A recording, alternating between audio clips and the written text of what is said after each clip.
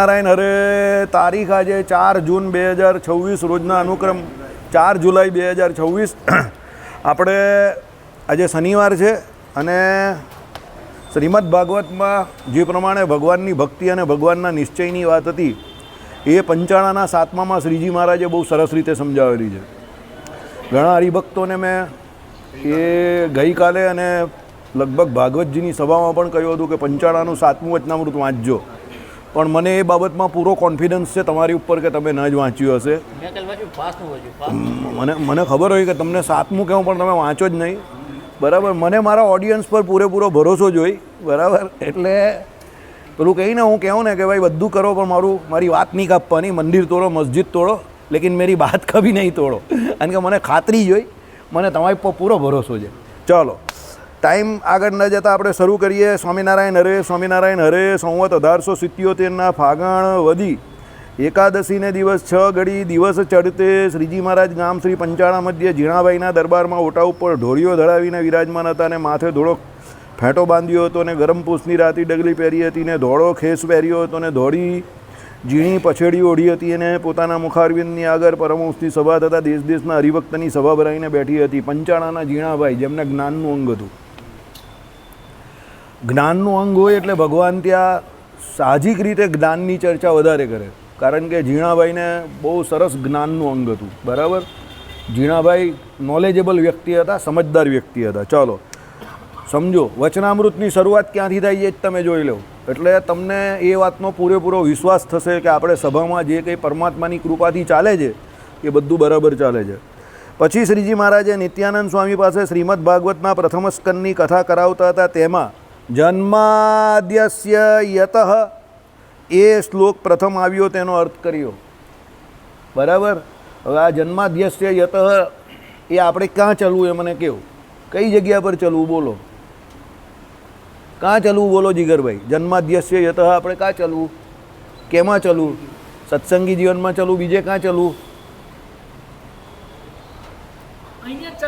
પણ કેમાં ચાલવું, કયા શાસ્ત્ર? શ્રી ભાષ્યનું બીજું સૂત્ર, બરાબર. તમે તો રોજ નથી આવતા, તમે તો માફ જ છો, દૂધ પૌવા છો. હજુ દૂર બેસ, પેલે ત્યાં બેસી જાય એટલે બધું આવડી જશે, બરાબર. યાદ રાખજે, જે વસ્તુથી જે ડરે ને એ આખી જિંદગી એનાથી ડર્યા જ કરે, બરાબર. તને છે ને જ્ઞાનનો ડર ઘૂસી ગયો છે, સમજી ગયો.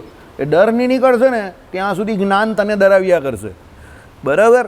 ચાલો, ઓકે. જન્માદ્યસ્ય યતઃ અહીંયા આપણે બોલીએ પણ છે, બરાબર. અને જન્માદ્યસ્ય યતનો અર્થ શું થાય છે? તો પહેલું સૂત્ર આપણે જે જોયું ને, અથા તો બ્રહ્મ જિજ્ઞાસા, જેને બ્રહ્મને જાણવાની ઈચ્છા થઈ છે તો એ બ્રહ્મની ઓળખાણ શું?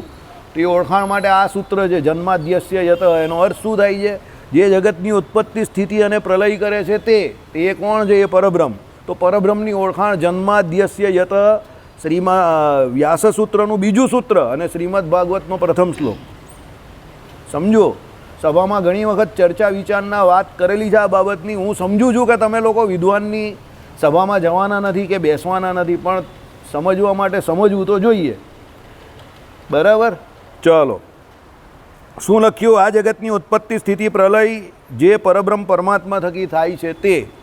હવે એકચ્યુઅલી જન્માદ્યસ્ય યત એની આગળનું સૂત્ર કોઈ મને પૂછે કે એની આગળનું કોઈ ઉપનિષદનું મને કોઈ એમ પૂછે કે ભાઈ શ્રુતિ, તો એમાં શું આવે? તો એકોહમ બહુશ્યામ પ્રજા એ આવે. મને આમ કોઈ એનો ક્રમ બનાવવાનું કહે તો કેમ? ભગવાન જે પોતાના ધામમાં બિરાજમાન હતા એ ભગવાને શું સંકલ્પ કર્યો? એકોહમ બહુશ્યામ પ્રજા, એક એવો હું બહુરૂપે થાઉં. તો એ ભગવાને જે સંકલ્પ કર્યો એનાથી એમણે શું કર્યું? મૂળ માયા અને મૂળ પુરુષ થકી આખી સૃષ્ટિ કરી. તો એ સૃષ્ટિ કરી ત્યારે એ ભગવાન જ જગતના અભિન્નો નિમિત્તો ઉપાદાન કારણ થયા. અભિન્નો એટલે શું? ન જુદા પડે એવા. નિમિત્ત એટલે શું? ભગવાનનો સંકલ્પ હતો. શું સંકલ્પ હતો? એકો અહમ બહુશ્યામ પ્રજાએ, એટલે એક એવો હું બહુરૂપે થાઉં, આ ભગવાનનો સંકલ્પ. એ ભગવાનના સંકલ્પથી ભગવાન જ પોતે જગતની ઉત્પત્તિ, સ્થિતિ અને પ્રલયના કરતા થાય છે. એટલે એના પછીનું સૂત્ર આવે જન્માદ્યસ્ય યતઃ. કોઈ જગ્યા પર તમારે પરમાત્મા વિશે બોલવું હોય કે કોઈ પૂછે તમને કે ભગવાન કોણ છે, હુ ઇઝ ગોડ, તો તમારે આ પ્રમાણે અનુક્રમથી બોલવું પડે કે એ ભગવાન પોતાના ધામમાં વિરાજમાન હતા અને એ ભગવાને જ્યારે સંકલ્પ કર્યો કે એક એવો હું બહુરૂપે થાઉં, ત્યાં ધામમાં પોતે રમણ કરતા હતા અને ત્યારે એ રમણ કરતાં કરતાં એમને સંકલ્પ થયો કે કંઈક લીલા કરું. તો લીલાવત્તુ કૈવલ્યમ એટલે ફક્ત ને ફક્ત લીલા કરવા માટે પરમાત્માએ શું કર્યું? આ જગતની ઉત્પત્તિ કરવાનો વિચાર આવ્યો અને એના માટે પછી એમણે એકો હમ બહુશ્યામ પ્રજા, એક એવો હું બહુરૂપે થાવ એવો સંકલ્પ થયો અને એનાથી પછી ભગવાન જ આ જગતના અભિન્નો નિમિત્તો ઉપાદાન કારણ બન્યા. પછી આ સૂત્ર જન્માદ્યસ્ય યતઃ. ચલો, એ શ્લોક પ્રથમ આવ્યો તેનો અર્થ કર્યો. બરાબર, એનો અર્થ આપણે જોયો. ઉત્પત્તિ સ્થિતિને પ્રલય કોણ કરે છે? પરબ્રહ્મ પરમાત્મા કરે છે. ત્યારે ધ્યાન આપજો બધા, તમારા સવાલનો જવાબ યોગ માયા અને માયાવાળો. ત્યારે યત્ર ત્રિસર્ગો મૃષા, એવું જે એ શ્લોકનું પદ તેનો અર્થ પોતે શ્રીજી મહારાજ કરવા લાગ્યા. શું? યત્ર ત્રિસર્ગો મૃષા, એ જે જન્માદ્યસ્ય યતની અંતર્ગત એ શ્લોક આવ્યો. હવે એનો અર્થ કોણ કરે છે? શ્રીજી મહારાજ, એટલે ભગવાન પોતે જ કરે છે. શું કરે તે સાંભળો. શ્રીજી મહારાજ કરવા લાગ્યા છે માયાના 3 ગુણનો સર્ગ. બરાબર, એટલે માયાના 3 ગુણથી જે કંઈ ઉત્પન્ન થાય તે સર્ગ, એટલે વિકાસ. તમે જે કહેવું તેને સર્ગ કહેવાય. ઉત્પત્તિ વિકાસમાં મોસ્ટલી કંઈ ને કંઈ સર્જન થાય, ઉત્પત્તિ થાય, એવું જ થાય તો જ વિકાસ થાય ને. બરાબર, સર્ગ એટલે પણ એને વિસર્ગ એટલે પણ એવું જ થાય. સર્ગ પછી વિસર્ગ થાય. સમજો, પહેલાં જે થાય તે એક કોઈ વસ્તુ કે એક કોઈ વ્યક્તિ ઉત્પન્ન થાય, એના દ્વારા પછી ઘણી બધી વસ્તુઓ ઉત્પન્ન થાય, એનો વિસ્તાર થાય. એટલે એ વિસ્તાર જે થાય એને વિસર્ગ કહેવાય. સર્ગ એટલે ઉત્પન્ન થવું, સર્જન થવું. બરાબર, ચાલો. એટલે ભગવાને શું અર્થ કર્યો? માયાના 3 ગુણનો સર્ગ, એટલે એમાંથી શું વિસ્તાર થયો તે સાંભળો. જે પંચભૂત, બરાબર, પંચભૂત એટલે શું? કઈ પંચભૂતમાં શું શું આવે? બોલો ભાઈ. 5 ભૂતમાં શું શું આવે? ઓકે, પૃથ્વી, જળ, તેજ, વાયુ અને આકાશ. પછી આવે ઇન્દ્રિયો. ઇન્દ્રિયો કેટલી આવે જીગરભાઈ? બોલો. 5 ઇન્દ્રિયો આવે. બોલો અશોકભાઈ, કેટલી ઇન્દ્રિયો આવે? એને 5 જ ઇન્દ્રિયો છે. તમને કેટલી છે? 11 ઇન્દ્રિયો છે તમને. તો અંતઃકરણ કેટલા છે તમને? ઓકે, ને ઇન્દ્રિયો કેટલી આવે? 10 આવે. ચાલો, જો અંતઃકરણ 4 બોલો તો ઇન્દ્રિયો 10, અને 11 ઇન્દ્રિયો બોલો તો એમાં 10 ઇન્દ્રિયો ને એક અંતઃકરણમાં બધા 4 અંતઃકરણ ઇન્ક્લુડેડ. બરાબર. એટલે પરીક્ષામાં માર્ક્સ માસ્તર આવી રીતે કાપે. મારા જેવો ફટફટ માર્ક કાપવા જ બેઠેલો હોય. ચાલો, 5 ઇન્દ્રિયોમાં 5 જ્ઞાનેન્દ્રિયો, 5 કર્મેન્દ્રિયો, બરાબર, ને 4 અંતઃકરણ જે છે તે. હવે એ 5 ભૂત જે છે એ સ્થૂળ શરીરમાં આવે, તો 5 જ્ઞાનેન્દ્રિયો, 5 કર્મેન્દ્રિયો અને 4 અંતઃકરણ કયા શરીરમાં આવે? સૂક્ષ્મ શરીરમાં આવે. 5 ઇન્દ્રિયો મોડે છે જ્ઞાનેન્દ્રિયો. બોલો, જ્ઞાનેન્દ્રિયોનું કામ શું? પહેલાં એ મને કહો. વિષયનું જ્ઞાન એને થાય. બરાબર છે, ઓકે. ચાલો, તો એમાં શું શું આવે? બોલો. શ્રોત્ર, ત્વક, ચક્ષુ, રસના અને ઘ્રાણ. બરાબર છે, આ 5 જ્ઞાનેન્દ્રિયો છે. શ્રોત્ર એટલે કોનું કામ કરે? ચક્ષુ કોનું કામ કરે? રસના કોનું કામ કરે? સ્વાદનું. હમણાં મસ્ત મસ્ત ઉલકાવીને. હા, બરાબર. ઘ્રાણ કેનું કામ કરે? અને છેલ્લે શું બાકી રહ્યું? ત્વક કેનું કામ કરે? સ્પર્શ. એટલે શબ્દ, સ્પર્શ, રૂપ, રસ અને ગંધ. આ 5 વિષય જે છે એના માટે શ્રોત્ર, ત્વક, રસના, ચક્ષુ અને ઘ્રાણ. આ 5 ઇન્દ્રિયો છે તે જ્ઞાનેન્દ્રિયો છે. પછી 5 કર્મેન્દ્રિયો છે. કર્મેન્દ્રિયોનું કામ શું છે અશોકભાઈ? બોલો. કયું કર્મ કરે છે? કઈ ઇન્દ્રિયો છે? બોલો ફટાફટ. એવી રીતે બોલો એટલે મને મજા જ નહીં આવે. બોલો, તમે બોલો. એવી રીતે બોલો એટલે હું પાસ જ નહીં કરું. એ તો ભાઈ એવી રીતે બોલે ચાલે જ નહીં. તે તો પછી તો બોલો. વાક, પાણી, પાદ, ગુદા અને ઉપસ્થ. બરાબર. વાક એટલે શું? વાણી. જે હું અત્યારે બોલી રહ્યો તે કર્મેન્દ્રિયથી બોલી રહ્યો છું. કર્મ કરું જ ને બોલવાનું. બરાબર, એટલે વાક. વાક એટલે શું? વાણી. પછી પાણી એટલે હાથ. તમે બધા પાણીથી, હાથથી શું કરી એટલે માળા ફેરવી રહ્યા છે. પાદ એટલે પગ. પગથી તમે અહીંયા સુધી મંદિર સુધી આવ્યા ને, ચાલતા ચાલતા પ્રદક્ષિણા કરતા હતા. સાહેબ, હું આવ્યો ત્યારે 5:45 વાગે. બરાબર. પછી અમે પ્રદક્ષિણામાં જોડાયા, થોડી સત્સંગની ચર્ચા કરી. બરાબર. પછી બહેનોએ શું કર્યું? આપણું રાંદેર મંદિરનું કામ કર્યું. એમણે એમના હાથથી કામ કર્યું. પાપડી છોલવાનું કામ કર્યું. બરાબર છે. ચાલો, એટલે વાક, પાણી. પછી આવ્યો પાદ એટલે પગ. પછી આવે ગુદા. ગુદા દ્વારા શું થાય?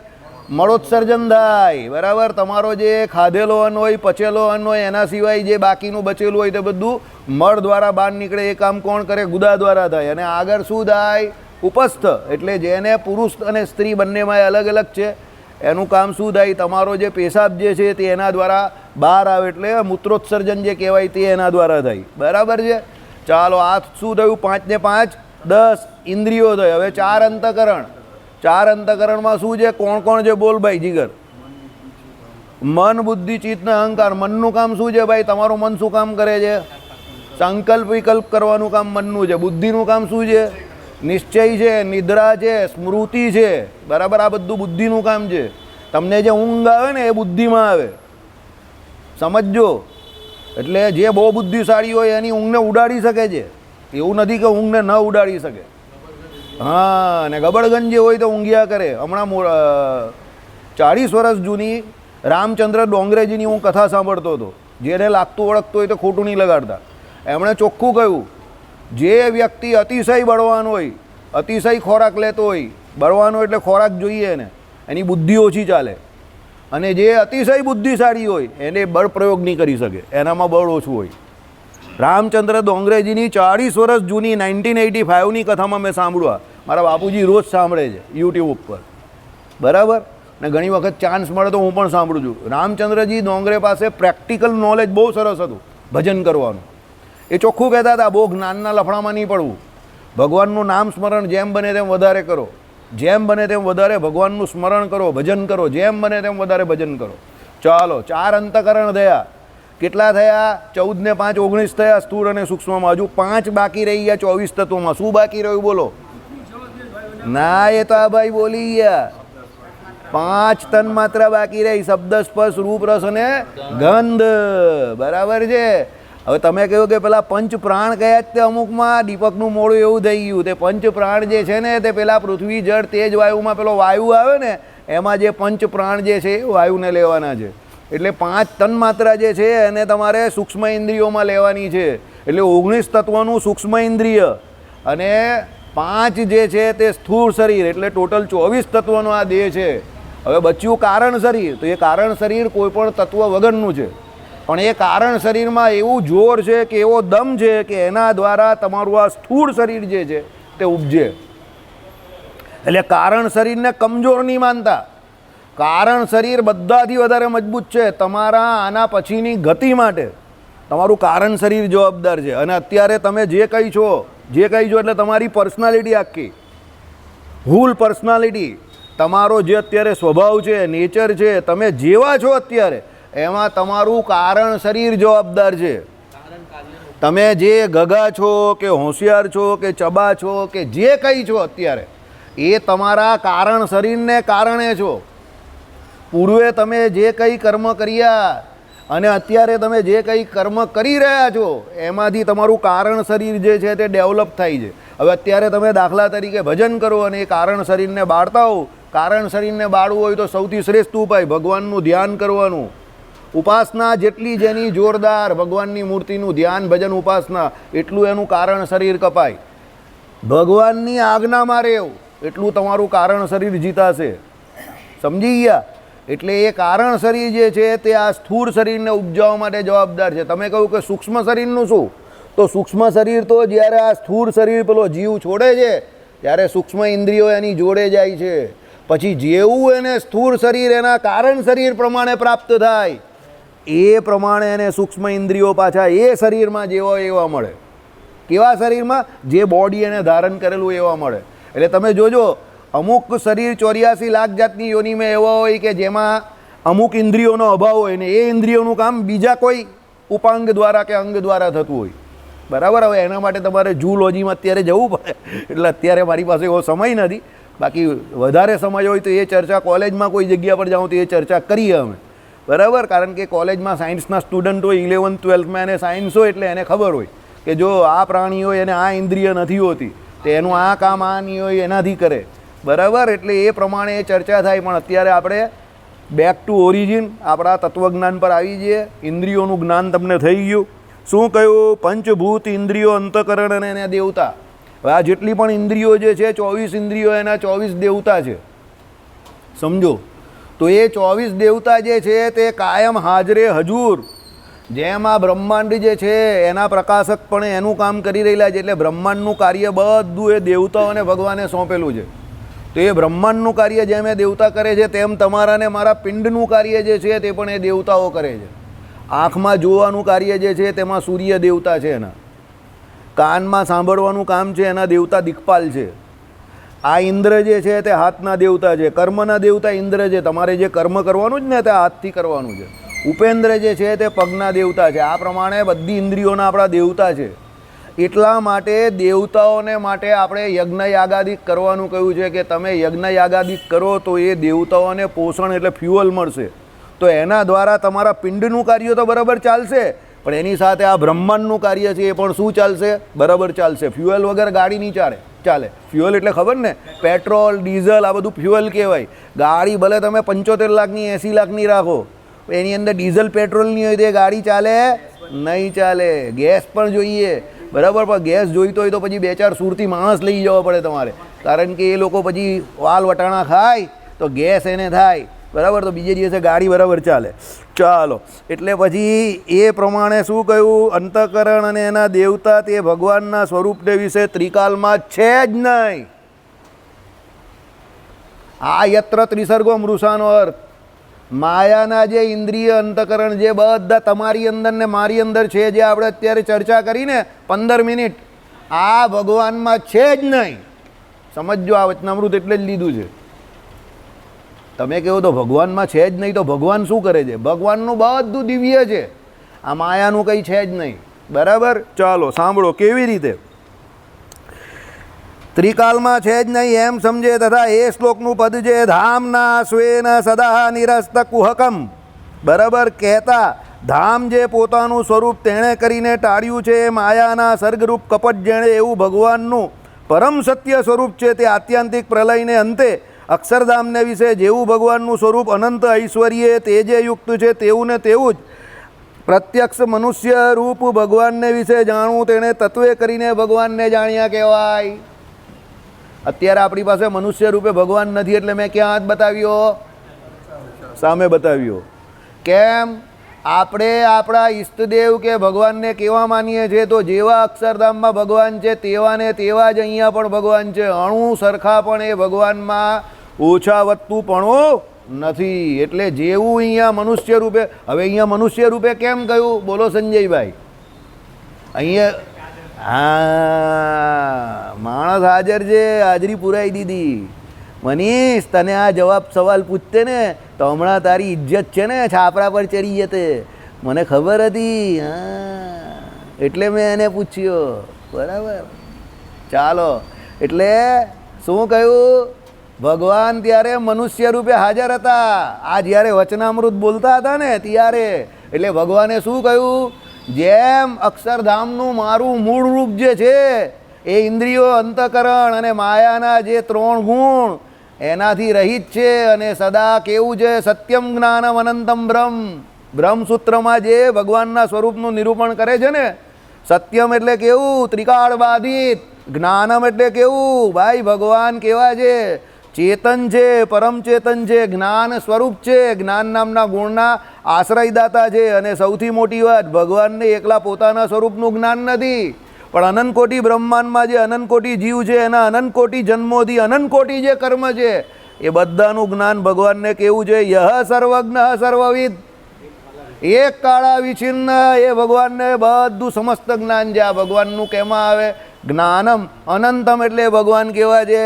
સર્વવ્યાપક છે. એટલે જેવા ભગવાન પોતાના ધામમાં બિરાજમાન છે તેવા જ અહીં મનુષ્ય રૂપ ધારણ કરે છે ત્યારે પણ તેવા ને તેવા જ હોય છે. આવું જેને ભગવાનના સ્વરૂપનું જ્ઞાન હોય અને આવો જેને ભગવાનના સ્વરૂપનો નિશ્ચય હોય કે જેવા અક્ષરધામમાં છે તેવા જ અહીંયા મનુષ્ય રૂપે પણ છે, અને એવા જ આ અર્ચા મૂર્તિ એ રૂપે પણ છે, એવા જ મારી અંદર અંતર્યામી રૂપે પણ રહ્યા છે, અને એવા જ આ વાસુદેવ, શંકરસન, અનિરુદ્ધ અને પ્રદ્યુમ્ન એ 4 વ્યૂહ રૂપે જગતની ઉત્પત્તિ, સ્થિતિ અને પ્રલય કરે છે. આવો જેને ભગવાનને નિશ્ચય હોય એણે તત્વે કરીને ભગવાનને જાણ્યા કહેવાય. મજા આવી ને? હજુ તો બહુ મજા આવશે. હા, બહુ દિનો સે એ ચલાયા નહીં થા, બરાબર. એટલે બધા ફાટીને ઇતરાઈ ગયેલા. અમારી બા કહેતી હતી, હા ગુજરાતીને સમાજ વિદ્યા વાંચતો હતો, એમાં તો ગોખવાનું જ હોય એટલે બધું તરત આવડી જાય. ચાલ વિજ્ઞાન વાંચ, ચાલ મેથ્સ કર, એટલે પછી આપણે એને પૂછવા જવું પડે ને. એટલે મારી બા મારી ધુલાઈ કરે બરાબર, એ મને યાદ છે. એટલે એ બધો બદલો હું અત્યારે કોની જોડે લેવું છું? હા, તમારી જોડે લેવું છું, બરાબર. ચાલો, મનીષ કયો હશે છે? આ તો 40 વર્ષ પહેલાંનો બદલો અત્યારે લઈ ઓકે, બદલો નહીં લેતો ભાઈ. ચાલો, એટલે તત્વે કરીને ભગવાનને જાણ્યા. આ જાણવાનું ને આ જ જાણવાનું છે. આજે આ વચનામૃત એટલે જ ચલવું છે કે જે બ્રહ્મસૂત્રમાં તમે સમજી રહેલા, જે ગીતાજીમાં તમે સમજી રહેલા, જે રાતની સભામાં શ્રીમદ ભાગવતમાં સમજી રહેલા, એ ભગવાને અહીંયા કેટલું શોર્ટ એન્ડ સ્વીટ કહી દીધું છે. એ ભગવાનને તત્વે કરીને જાણવાના તે આ જાણવાના છે, બરાબર. આમાં ભગવાનના નિશ્ચયની વાત આવે છે આ વચનામૃતમાં. ચલો, અને એ જ પ્રત્યક્ષ ભગવાનને મૂળ જીવ જે છે, મૂળ જીવ એટલે આઉટસાઇડર્સ, જે સત્સંગી નથી તેવા, એ કેવા માને જોજો આમાં જે લખ્યું જ ને એવા જે ભગવાનને કહેશે. મૂળ જીવ જે છે તે માયિક દ્રષ્ટિએ કરીને જુએ છે. એ કહે કે તમારા ભગવાનનો પણ જન્મ થાય, તમારા ભગવાન પણ ઉઠે પછી આમ કરવા જાય, આમ કરવા જાય. તમારા ભગવાનને પણ એમ કહે કે દુઃખ થાય, સુખી થાય. તમારા ભગવાન પણ કપડાં પહેરે 10 વાગે એટલે એને ભૂખ લાગે, તો ભગવાનમાં ને આપણામાં ફેર શું? માયિક દ્રષ્ટિએ કરીને જુએ છે. એ અક્કલને ખબર નથી કે એ ભગવાન જેવા આપણે છે એવા નથી, પણ એવી એક્ટિંગ કરી રહેલા છે. સમજી ગયા? કારણ કે એ કેવો છે? મૂઢ જીવ છે, આવું ભગવાને કહ્યું. મૂઢ એટલે કેવો? મૂર્ખ, જડ. શાસ્ત્રની ભાષામાં એને જડ કયો, અજ્ઞાની કયો. માયિક દ્રષ્ટિએ કરીને જુએ છે ત્યારે પોતા જેવા મનુષ્ય દેખે છે, અને જેમ પોતે જન્મ્યો હોય, જો આવ્યું ને, બાળક થાય, યુવા થાય, વૃદ્ધ થાય અને મરી જાય. કાલે નહીં આવેલું પેલું જન્મ, જરા, મૃત્યુ આવેલું ને બ્રહ્મસૂત્રના સૂત્રમાં. મેં તમને શું કહ્યું? Everything is connected and connected very well, deeply connected. બધું એકબીજા જોડે કનેક્ટેડ છે. એ શ્રીભાષ્ય હોય કે વચનામૃત હોય, બરાબર. ચાલો, તેમજ ભગવાનને પણ જાણે છે. એટલે એ જેવો જીવે, મરે, નાનો થાય, મોટો થાય, એવા જ ભગવાનને જાણે કે તમારા ભગવાનમાં પણ એવું જ છે ને, એમાં કઈ વિશેષ છે, તો એને કેમ ભગવાન માનવા, બરાબર. ચાલો, અને જ્યારે ભગવાનના એકાંતિક સાધુના વચનને વિશે વિશ્વાસ લાવીને નિષ્કપટ ભાવે કરીને ભગવાનના ચરણકમલને ભજે છે ત્યારે એની માયિક દ્રષ્ટિ મટે છે. મૂડ હોય ત્યારે એને કંઈ ખબર નથી હોતી. પછી દિવસે દિવસે, આજે જ પેલા પાંડેજી બોલ્યા, પાંડેજી નથી આવ્યા અત્યારે. પેલા પાંડેજી કોઈ વખત અહીંયા આવે છે, ખબર છે? એનો છોકરો પણ પહેલાં આવતો હતો. ગયા વર્ષે 2 વર્ષ પહેલાં અહીંયા એનો છોકરો આવતો હતો સભામાં, વેકેશનમાં. એ તરત બોલ્યા, आपके सूरत में कुछ भी हो, भगवान की बहुत कृपा है. एम गई, यहाँ के लोग भी बहुत अच्छे हैं, बाहर के लोगों के साथ बात भी करते हैं, घुल मिल जाते हैं, उसको काम धंधा भी देते हैं, रोजी रोटी भी मिल जाती है. इसीलिए सूरत पे भगवान की इतनी कृपा रहती है. बम्बई में जाओ, दिल्ली में जाओ, कोई पूछने को भी तैयार नहीं है. एम गई, वो भाई सूरत में लोग ऐसे हैं, इसीलिए तो भगवान की मेहर है, બરાબર. એટલે મૂળ જીવ હોય જ્યાં સુધી ભગવાનની ઓળખાણ ન થઈ હોય ત્યાં સુધી એવો જ હોય. સત્સંગમાં આવે, શાસ્ત્રીજી મહારાજ જેવાની કથા વાર્તા સાંભળે, બરાબર. સત્શાસ્ત્રનો પછી ધીમે ધીમે અભ્યાસ કરતો જાય એટલે એની મૂળતા જે છે, દિવસે દિવસે જડતા જે છે તે દૂર થાય. એની અંદર પરમાત્મા કૃપારૂ ભગવાન જે છે તે જ્ઞાનનો દીવો આમ કરીને પ્રગટાવે. લાઇટ શું કરે? લાઇટ એમ કરીને એનલાઇટમેન્ટ. એની અંદર આમ લાઇટ પ્રગટે ને, એ રીતે જ્ઞાન પ્રગટે, બરાબર. આ સંજયને પૂછો 15 વર્ષ પહેલાં કેવો હતો. સંજય 15 વર્ષ પહેલાં કેવો હતો? તું 2010માં આવેલો ત્યારે, હે? કંઈ કહેવા જેવું જ નથી ને. તો પછી કંઈ કહેવા જેવો જ નહીં, બ્લેક એન્ડ વ્હાઇટ હતો એકદમ. અત્યારે કેટલો ચાલાક ને ચબરો થઈ ગયો, બરાબર. આ અશોકભાઈ 2008માં અહીંયા સભામાં આવેલા ત્યારે કેવા હતા, બરાબર. આ દીપક કેવો હતો? એને કિતની ઇસકો કિતના ના બોલા, બહાર મત જા, મત જા. બહાર ગયો પછી પાછો ફરીને એરાઉન્ડ ધી વર્લ્ડ, ફીર કે સીતાફળ હાથમાં આવી ગયું, પછી પાછો અહીંયા આવ્યો સીતાફળ લઈને. વાસુદેવભાઈ તો સીતાફળ હાથમાં આવી જાય છે, બરાબર ને. હવે પાછો ચતરો થઈ ગયો. એટલે વચ્ચે પાછો ખોવાઈ ગયેલો પાછો આવી જ જાય, સબ રાસ્તા ગોડ કે પાસ જાતા હે, બરાબર. ચાલો, એટલે એની માયિક દ્રષ્ટિ શું છે? ધીરે ધીરે દૂર થાય. નિષ્કપટ ભાવે શું કરે? સાધુના વચનને વિશે વિશ્વાસ લાવે. શાસ્ત્રીજી મહારાજ જેવા, આપણા હરિપ્રકાશ શાસ્ત્રી જેવા કથા કરતા હોય, એકાદશ સ્કંદની કથા, સત્સંગી જીવનની કથા કરે તો શું થાય? નિષ્કપટ ભાવે કરીને ભગવાનના ચરણ કમળને ભજે. પછી દિવસે દિવસે અહીંયા મંદિરે આવે, ભજન કીર્તન કરતો થાય, એટલે એની માયિક દ્રષ્ટિ જે છે તે મટી જાય. બરાબર. તમારી બધાની ધીરે ધીરે મટી રહેલી જ ને મનીષ તો આ પડે છે પણ અંદરથી કંઈક અભી બહુ બાકી છે. બધાની જ બાકી છે, તું ચિંતા નહીં કર. બરાબર. ચાલો, મટે છે તે પછી એની એ જે ભગવાનની મૂર્તિ તેને પરમ ચૈતન્ય સત ચિત આનંદમય જાણે છે, સચ્ચિદાનંદ બ્રહ્મ. એની માયિક દ્રષ્ટિ મટી જાય છે. માયિક દ્રષ્ટિ હોય, મૂળ હોય ત્યાં સુધી એ ભગવાનને પોતાના જેવા જ માને કે આ પણ આપણી જેમ આવે છે, મોટા થાય છે, બાળકમાંથી આમ છે તેમ છે, બધી ક્રિયા આપણા જેવી કરે છે. પણ જેવો એ કથા વાર્તા સાંભળે, સત્સંગ કરે, સાધુ પુરુષને સેવે, સાધુ પુરુષ દ્વારા ભગવાનના ચરણ કમળને સેવે, ભગવાનની ભક્તિ કરે, એટલે એની બુદ્ધિમાંથી જે જડતા હોય તે જડતા ચાલી જાય અને પછી ભગવાનને કેવા માને? સચ્ચિદાનંદ માને, સચ્ચિદાનંદ બ્રહ્મ. પછી તે પણ ભાગવતમાં કહ્યું છે. શું કહ્યું છે? સવેદ ધાતુ પદવીમ પરસ્ય દુરંત વીર્યસ્ય રથાંગ પાણે યો માયયા સંતતાયાનો વૃત્યા ભજેત તત્પાદ સરોજગંધમ. જિંદગીમાં પહેલી વખત વાંચ્યું આ શ્લોક, લાઈફમાં પહેલી વખત. બરાબર. ટેન્શન તો બહુ હતું કે વચ્ચે અટકી નહીં આવું તો સારું. પણ માનનીય કેશવ પ્રસાદ દાસજીએ એક વાત શીખવાડેલી, वासुदेव चालू पड़े ना फिर रुकने का नहीं. सामने वाले को कुछ नहीं पता है कि तेरे को पता है कि नहीं पता है, लेकिन रुके तो पता चल जाएगा कि इसको नहीं पता है. बराबर. એટલે ગુરુ તો હવા કરવાના, એકદમ સોલિડ કરવાના. સમજી ગયા? હા, તમને આ બધી ટ્રીક શીખવાડી દઉં, તમે કોઈને કહેતા નહીં. ચાલો, સાહેબ હશે છે, સાહેબ કે આ જબરો માણસ છે, એ બધી પોલ ખોલી નાખે છે. જો ભગવાનના ભક્ત જોડે નિષ્કપટ રહેવું, બહાર કોઈ કાર્યક્રમ કરતા હોય ને ત્યાં થોડા પ્રોફેશનલ રહેવું પડે, સમજો.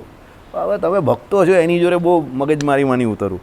ચાલો, એનો અર્થ બહુ સરસ સમજાયો છે. જે ભક્ત, જો આપણે જે વાત કરીએ એ જ વાત કરી ભગવાને, જે ભક્ત નિષ્કપટ, કપટ ભગવાનને પ્રિય નથી. જો તમે બધું ભગવાનને અર્પણ કરી દેશો ને, કપટ નહીં રાખવું. ભાઈ આપણામાં છે ખામી તો છે ખામી, એમાં કાં કંઈ આપણા કંઈ માથા ઉપર કંઈ મુગટ પહેરેલા છે ને મુગટ નીકળી જવાના છે તો છે ભાઈ. ચાલો, જે ભક્ત નિષ્કપટ અવિચ્છિન્ન એવી અનુવૃત્તિથી, એટલે એવા ભાવથી ભગવાનના ચરણ કમળને ભજે છે.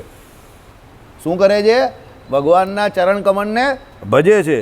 તે ભક્ત સર્વાધાર, સર્વનો આધાર કોણ છે? ભગવાન. અપરિમિત એટલે મર્યાદા વગરના, ઐશ્વર્યવાળા. ભગવાનનું ઐશ્વર્ય કેવું છે? અપરિમિત છે. ચક્રપાણી, બરાબર, પરમાત્માની પદવીને જાણે છે. આ વાત આપણે શ્રીમદ ભાગવતમાં શ્રી કૃષ્ણ ભગવાન અને ઉદ્ધવજીના શ્લોકથી જાણી રહેલા છે.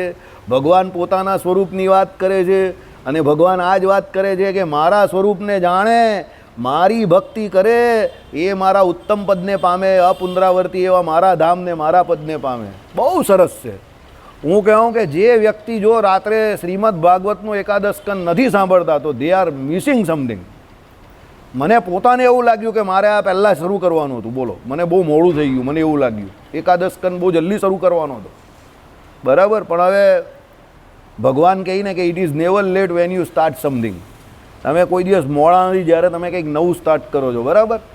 બહુ સરસ છે શ્રીમદ ભાગવતમાં. એમાં સૌથી મોટો પ્લસ પોઈન્ટ શું છે? કોઈ વાયા નહીં. શ્રી કૃષ્ણ ભગવાન પોતે પોતાના સ્વરૂપની વાત ઉદ્ધવજીને કરે છે. ભગવાન હોવા છે. ભગવાન બોલે એટલે એમાં તો કંઈ જોવાનું જ ન હોય ને. બરાબર. આપણે જેમ ભગવાન બોલે છે એમાં કંઈ જોવાનું હોય છે? ભગવાનનો પોતાનો સંવાદ, એ પણ ઉદ્ધવજી જોડે. જેને ભગવાન કહે કે અમથી તમો અમે અમને તમને અમથી અમો અણુ સરખા પણ ન્યૂન માનતા નથી. આના પછી આવશે, પોતાના સ્વરૂપનું જ્ઞાન આપશે ને પછી આવશે. ચાલો, અને એ ભગવાનને વિશે જે બાળક, યુવાન, વૃદ્ધપણું દેખાય છે તથા જન્મ મરણપણું દેખાય છે તે તો એની યોગ માયાએ કરીને દેખાય છે. પણ વસ્તુ ગત્યે તો ભગવાન જેવા છે તેવા ને તેવા જ છે. શું ભાઈ તમે કોઈ એમ કહે કે ભગવાનમાં પણ આવી રીતે આવે છે, માતાના ગર્ભમાંથી એટલે ભગવાનનો અવતાર થાય છે, પછી ભગવાન પણ બાળક હોય છે, ધીરે ધીરે મોટા થાય છે, યુવાન હોય છે, અને ભગવાનના જો નાના હોય ત્યાંના બધા ચરિત્ર જોજો તો નાના બાળક જેવા જ હોય છે. તોફાન કરે, મસ્તી કરે, તોડફોડ કરે, બરાબર, ડરી જાય, સંતાઈ જાય, સમજો, પાછા યુવાન થાય, બરાબર. પછી ભગવાન જો રાજા હોય તો આક્રમણ કરે, બરાબર. સામે જે કોઈ બીજા એમ કહે કે આસુરી રાજા હોય તે બધા આસુરી રાજાઓને બધાને પૂરા કરી નાખે. પછી ભગવાન છેલ્લે એમ કહે કે શું કરે, પોતાની લીલા સમાપ્ત કરે, બરાબર. અને લીલા સમાપ્ત કરે ત્યાર પણ ભગવાન એમ કહે કે આ શરીરને છોડીને ચાલ્યા જાય છે. તો એમાં ભગવાન શું કરે છે? યોગ માયા એ કરીને પરમાત્મા બધી લીલા કરે છે. કારણ કે યોગ માયા શું છે? ભગવાનની દાસી છે. ભગવાનની સેવા કરવા માટે ભગવાન જ્યારે અવતાર ધારણ કરે ત્યારે ભગવાન પાસે આવીને કહે છે, ભાગવતમાં આવેલું ને, તો મારે તમારી શું સેવા કરવાની છે? ભગવાન કે હા, અમે તમારી સેવાની જરૂર છે. પેલા કંસને ત્યાં આવેલા ને, પછી અષ્ટભુજા રૂપી પછી એ યોગ માયા શું થઈ ગયા? ગાયબ થઈ ગયા, બરાબર. એટલે ભગવાન જ પોતાની યોગ માયા એટલે પોતાની શક્તિરૂપી જે માયા છે એનો ઉપયોગ કરે છે અને આ બધું પોતાને વિશે દેખાડે છે. પણ વસ્તુ થાય તો એ ભગવાન કેવા છે? જેવા છે તેવા ને તેવા જ છે. એમાં એ દિવ્ય એટલે જેવા અક્ષરધામમાં છે એવા ને એવા જ છે. પણ એ યોગ માયા કરીને દેખાડે છે. એમાં ઉદાહરણ બહુ સરસ છે, 2 મિનિટમાં પૂરું કરીએ. ચાલો, કેવું ઉદાહરણ? તો જેમ નટ વિદ્યાવાળો હોય તે શસ્ત્ર બાંધીને આકાશમાં ઇન્દ્રના શત્રુ જે અસુરના યોદ્ધા તે સાથે વઢવા જાય છે, પછી કટકા થઈને હેઠો પડે છે ને તે પછી કટકાને ભેગા કરીને તે નટની સ્ત્રી બળી મળે. પછી થોડીક વારે તે નટ પાછો આકાશમાંથી હથિયાર બાંધીને જેવો હતો તેઓને તેવો જ આવે છે ને રાજા પાસે મોજ માંગીને કહે છે મારી સ્ત્રી લાવો. એવી રીતની જે નટની માયા છે તે પણ કડિયામાં કોઈને આવતી નથી. તો ભગવાનની યોગ માયા કડિયામાં કેમ આવે? પેલો નટ હોય તે કરે છે ને એવું કે ભાઈ રાજા પાસે આવે, રાજાને કહે કે હું અસુરો જોડે જે દેવતાઓનું યુદ્ધ થાય છે એમાં જાઉં છું. પછી એ જાય, રાજા જોતા હોય કે આ ગયો, પછી રાજાની નજરની સામે જેની સભાની અંદર પેલા ઉપરથી પહેલાં તલવાર પડે, ઢાલ પડે, એના અસ્ત્ર શસ્ત્ર જે હોય તે પડે, પછી પેલાનો હાથ પગ બધું નીચે પડે. એટલે રાજાને શું થાય કે પેલો નટ જે ઉપર ગયો તે યુદ્ધમાં માર્યો ગયો. હવે એ માર્યો જાય એટલે પછી શું થાય? એની પત્ની આવે. એની પત્ની પણ પેલા નટ જોડે શું કરે? સતી થઈ જાય ને, પહેલાં તો એવો રિવાજ હતો. એટલે એ પણ બળી જાય, બધું થઈ જાય. પછી પેલો રાજાની પાસે પાછો નટ આવે, ભાઈ મારી પત્ની પાછી લાવો. હાઈ રાજા કંઈક હમણાં તો ગઈ, હવે શું થયું? બરાબર. કેલાલ પહેલાં એવું કરતો હતો. કેલાલ મોરો આવે તો શું કરે ખબર? 8 વાગ્યાનો શો હોય ને એનો, તે જાણી જોઈને 9 વાગે આવે. પછી બધા કહીને મોડા આવ્યા હતા કે તમારી ઘડિયાળ જો. એટલે બધા ઘડિયાળ જોઈએ તો બધાની ઘડિયાળમાં 8 વાગેલા હોય. હા, બધા કે 8 વાગેલા છે. હજી કે કેટલા વાગ્યા તે કે 8 વાગેલા છે. બધા વિચાર કે હમણાં 9 વાગેલા, 8 કાદી વાગી ગયા, બરાબર. કેલાલ આ કામ કરતો હતો, સમજો. કેલાલ બહુ ખતરનાક માણસ હતો, બરાબર. ચાલો, પછી અશોકભાઈ જેવું નહીં કે ગુજરાતી પિક્ચર સિવાય જિંદગીમાં કંઈ જોયું જ નહીં તો પછી કાં ખબર પડે. અમારી એમ બધું જ કરવાનું, સમજો, પણ એમાં કામનું નથી એ છોડી દેવાનું પાછું, પણ જાણવાનું બધું. મનીષને હસવું આવે છે, બરાબર. સ્કૂલમાં ડોનેશન કરેલું એમાં અમે હાઈસ્કૂલમાં એજ્યુકેશન